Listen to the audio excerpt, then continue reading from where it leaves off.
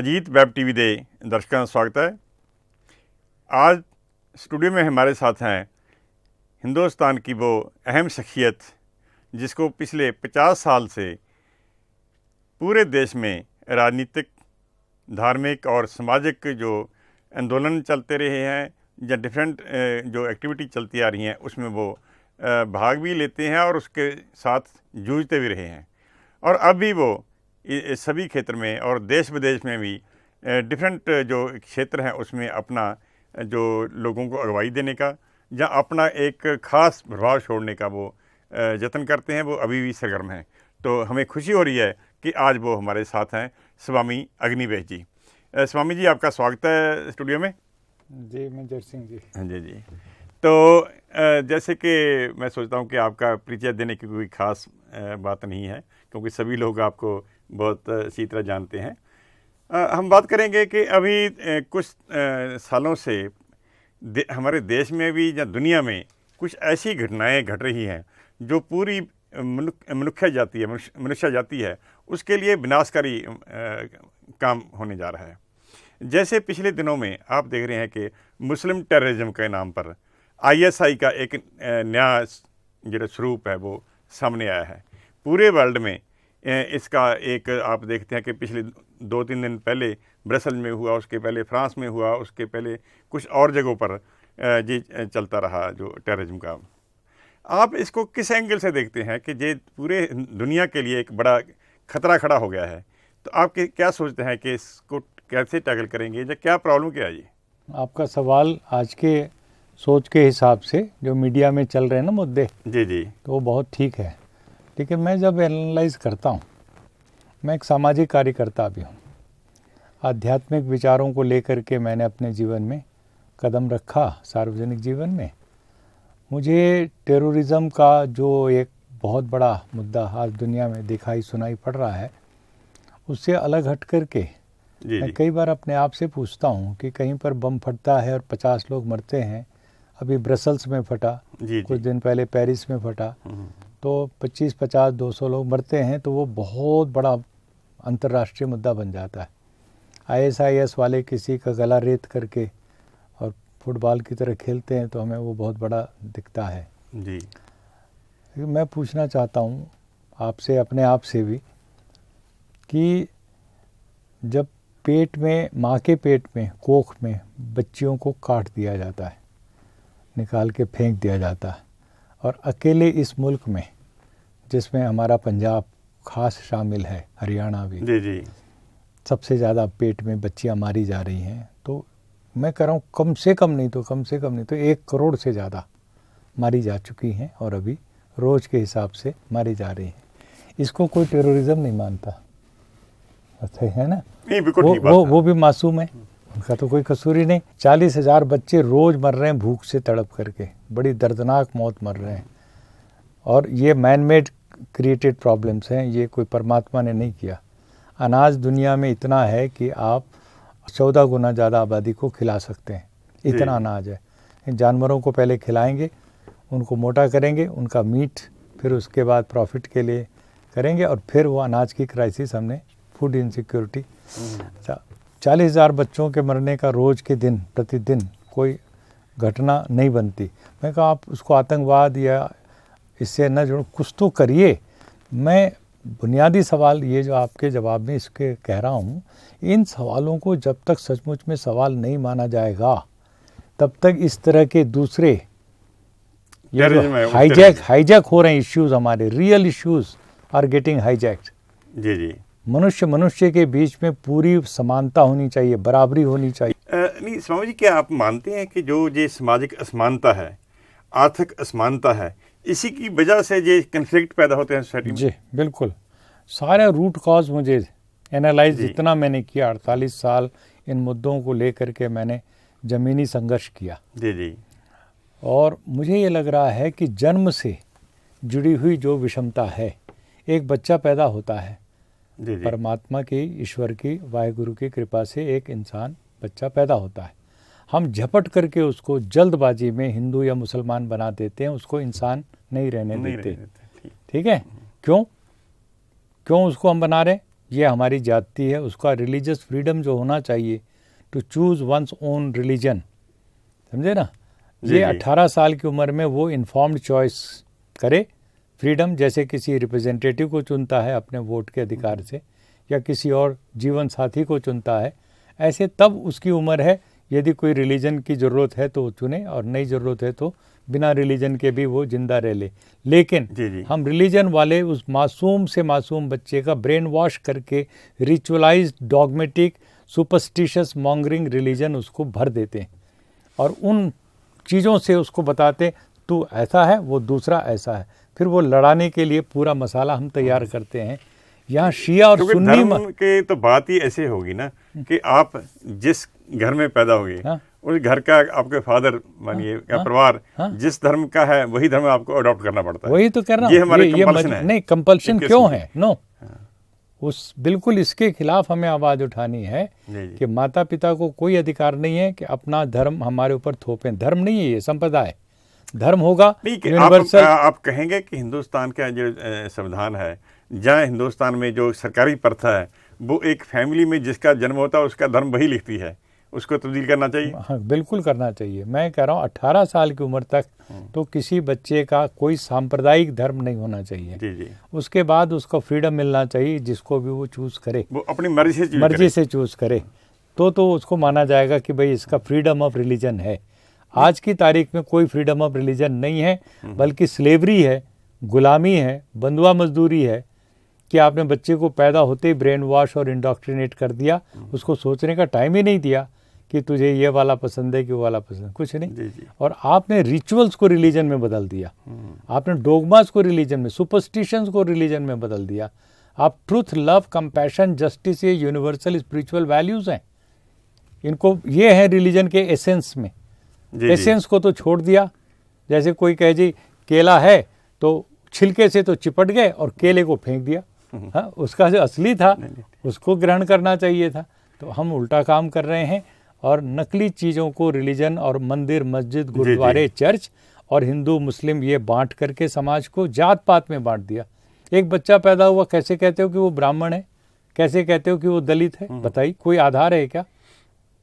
सूरज की रोशनी दोनों के लिए बराबर है कि नहीं? परमात्मा की सृष्टि में ये मान के चलते हैं कि कुदरत ने सभी लोगों को एक जैसी चीजें दी। हाँ, उसने किसी को भी डिवाइड नहीं किया, और डिवाइड करने वाली ताकतें हम लोग हैं, चालाक लोग। जी। हमारा जो वेस्टेड इंटरेस्ट है। क्या समझते हैं कि जो IS की प्रॉब्लम आई है इस्लामिक स्टेट की, उसमें कहीं जैसे कुछ लोग कहते हैं कि अमेरिकन जो हमलावर रुख है उसके लिए वो जिम्मेवार है, कुछ लोग कहते हैं यूरोपियन कुछ कंट्री हैं जिसने वहाँ के इस्लामिक या मुस्लिम कंट्री है वहाँ पर हमले किए हैं। इसके बारे में आपका क्या ख्याल है? देखिए, जैसे IS, मैंने तो अभी पिछले दिनों वियना में एक बहुत बड़ी कॉन्फ्रेंस हुई, पूरे अरब वर्ल्ड के लोग भी थे, रिलीजियस लीडर्स, और यूरोप के भी थे, अमेरिका के भी। तब मैंने वहाँ पर ये मुद्दा उठाया था कि IS के लोग जो बगदादी है जी, और दूसरे उनके ऊपर आप उंगली उठा रहे हैं, तो एक उंगली जब उसके ऊपर उठाते हैं तो 3 उंगली आपकी तरफ इशारा कर रही हैं कि इनको पैदा करने में कहीं ना कहीं आपकी भी भूमिका, हमारी भी भूमिका है। क्योंकि माँ के पेट से तो वो बगदादी पैदा नहीं हुआ, IS हमने बनाया उसको, पहले उसको रेडिकलाइज किया इस्लाम के नाम पर। बड़ी उदार से उदार विचारधारा भी है। इंडोनेशिया इस समय सबसे टॉप नंबर 1 का Islamic country of the world है, नंबर 2 इंडिया है। जी। लेकिन अरब के अंदर, और ख़ास करके सऊदी अरब कह लीजिए और दूसरे देश हैं, वहाँ पर रेडिकलाइज इस्लाम, वहाबी इस्लाम जिसको कहते हैं, सलाफी, ये वहाँ पर गढ़े गए। और गढ़ते हुए सरकारों ने इसमें रोल प्ले किया, खाली रिलीजियस लीडर्स का नहीं था। उन्होंने पेट्रो डॉलर डाल दिए, अमेरिका उसमें घुस गया। हाँ, तैयार करो, तालिबान तुम तैयार करो, हमें चाहिए हथियार दे करके हम उनको अफ़गानिस्तान भेजेंगे सोवियत यूनियन को खदेड़ने के लिए। तो ये सारा इस्तेमाल करते हैं रिलीजन का पॉलिटिकल लोग और इकोनॉमिक इंटरेस्ट ग्रुप्स, और लोगों को रेडिकलाइज करके, वेपनाइज करके, और फिर उसके बाद जब वो बन जाता है भस्मासुर। ये सारा खेल जो है, यही हुआ श्रीलंका में। हमने खड़े किए ये टामिल टाइगर्स को हथियार दे करके, और उसने फिर जा करके राजीव गांधी की हत्या की। तो कहने का मतलब जहाँ जहाँ भी उग्रवाद है, आतंकवाद है, अतिवाद है, उसकी जड़ में आप जा करके देखेंगे तो ये सारे जियोपॉलिटिकल इंटरेस्ट ग्रुप्स, इनका बहुत बड़ा रोल है। और ये फिर आ जाते हैं वॉर ऑन अगेंस्ट टेररिज्म का वो दावा करके, जैसे अभी चल रहा है। स्वामी जी ऐसे बताएं कि देखो पूरे वर्ल्ड में जैसे हम देखें, आपने बताया भी है कि जो टेररिज्म आता है या ये सारे डिफरेंट स्कीम चलती हैं, इसके पीछे पॉलिटिकल लोग होते हैं या उनके इंटरेस्ट काम करते हैं। हमारे भी इधर 2 साल पहले जो नई सरकार आई भारत में, उसके यहाँ होंद में आने के बाद हिंदुस्तान में एक इंटॉलरेंस, असहनशीलता का एक दौर चला है, और उसमें नारे भी लगने लगे हैं कि जो देश में रहना चाहता है उसको वंदे मातरम कहना पड़ेगा, या उसको ये कहना पड़ेगा, वो कहना पड़ेगा, ऐसी बातें आ रही हैं। जो ये इंटॉलरेंस का दौर हिंदुस्तान में अब चल रहा है, क्या सोचते हैं कि इससे देश में कोई नई एक आफत नहीं आने वाली? जी बिल्कुल आएगी। देश टूटेगा, बटेगा, कमज़ोर होगा, अंदर से खोखला होगा, क्योंकि देश में आप मजहब के बिना पर, धर्म के बिना पर, मैंने पहले बताया आपको, इसकी बुनियाद ही सड़ी गली है। बच्चे को पकड़ करके आप हिंदू मुसलमान, उसमें भी मुसलमान में शिया सुन्नी, उसमें भी हिंदू में ब्राह्मण, जाट, ठाकुर, बनिया, ये सब बना देते हैं, दलित। तो ये सब चीज़ें बुनियाद में गलत हैं।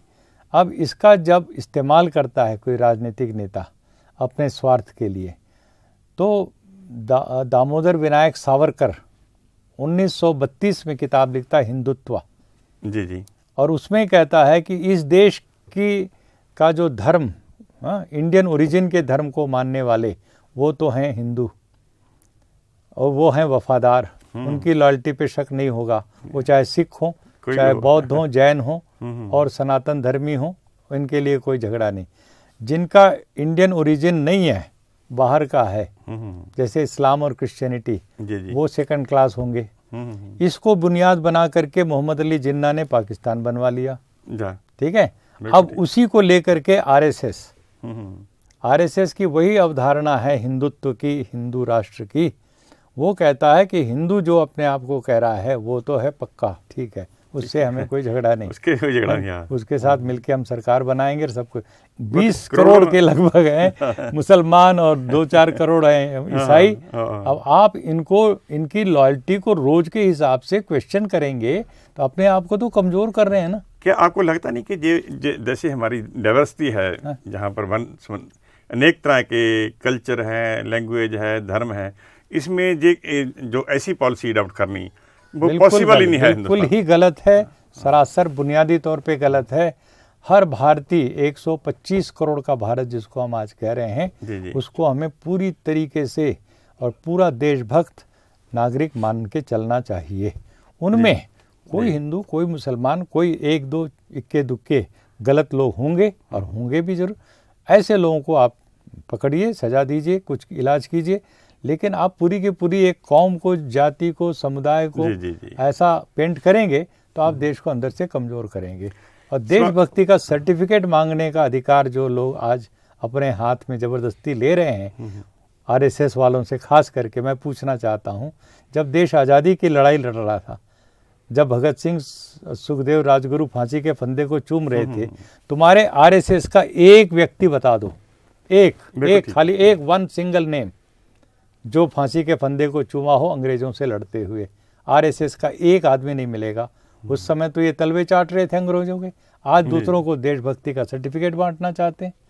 तो ये बहुत गलत तरीका है इनका, और इस तरीके की राजनीति करके मोदी सरकार ज़्यादा लंबे दिनों तक राज नहीं कर सकेगी, कम से कम दिलों पर तो राज नहीं ही कर सकेगी। आप स्वामी जी पंजाब से बहुत जुड़ रहे हैं, पिछले 25 साल तक खासकर आप, क्योंकि जहाँ इधर वो टेररिज्म आया, मिलिटेंसी आई, तब से आप पीस मार्च भी करते रहे, लोगों को मिलते रहे, और कई तरह के यत्न करते रहे कि माहौल ठीक हो।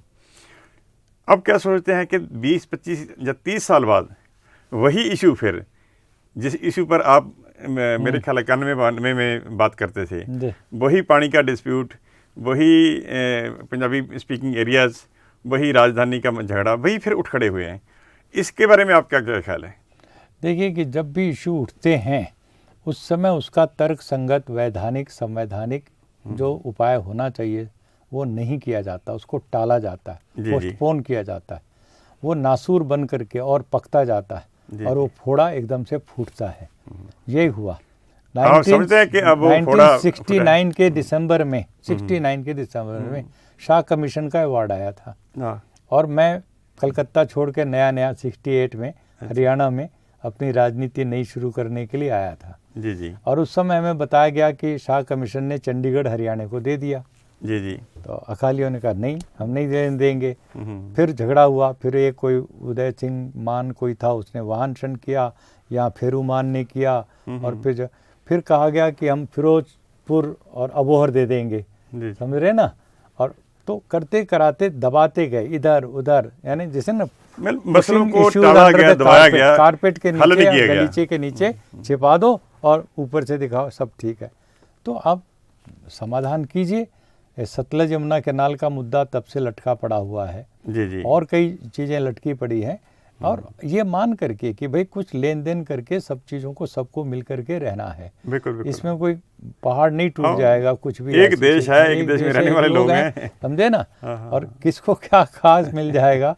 ईमानदारी से और भ्रष्टाचार को ये बंद करें ना अपने अपने सारे राजनीतिक नेता। जी जी। तो कोई भी समस्या नहीं है, कोई भी समस्या नहीं है कि सारे देश के आम जनता को कोई भी सवाल इस तरह के परेशान नहीं करेंगे। आप कैसा भी बंटवारा कीजिए पानी का सबका। भ्रष्टाचार ने बर्बाद कर दिया है, ड्रग्स ने, नशे ने, शराब और गोलियों ने, इन चीज़ों ने बर्बाद कर दिया। जी जी। तोड़ दिया अंदर से, परिवारों को तोड़ दिया, बच्चों के भविष्य को उजाड़ दिया। और सरकारें मौज कर रही हैं, एकदम गुलछर्रे उड़ा रही हैं, करोड़ों में खेल रही हैं, चुनाव में शराब पिला करके वोट की फसल काट रहे हैं। और क्या ये मजाक नहीं है, हत्या नहीं है प्रजातंत्र की। तो इन सब चीज़ों पर सवाल क्यों नहीं किया जाता? एक कैंडिडेट के लिए तो आप तय करते हो कि इतने लाख रुपए से ज़्यादा खर्च नहीं करेगा, और उसकी पार्टी उससे 10 गुना ज़्यादा खर्चा करती है, उस पे तो उसको कोई लगाम ही नहीं है। तो ये पाखंड नहीं है। चीफ इलेक्शन कमिश्नर चुप क्यों बैठा हुआ है? वो क्यों नहीं कहता कि हर खर्चे को मैं जोड़ूंगा, तुम्हारा पार्टी करे, दोस्त करे, यार करे, कोई भी करे, खर्चा खर्चा है। जी जी। तुम हेलीकॉप्टरों में और हवाई जहाज़ों में घूम करके चुनाव लड़ते हो, और फिर उसके बाद खर्चा दिखाते हो 2,25,315 रुपया। ये सब नाटक है कि स्वामी जी आप हमारे स्टूडियो में आए, और बड़ी खुशी की बात है कि आपने बहुत सारी बातें की हैं, तो आपका बहुत धन्यवाद। फिर ऐसा बहुत अच्छा लगेगा मुझे अजीत के इस स्टूडियो में आके, और आपके वेब चैनल पे आके बेहद खुशी हो रही है।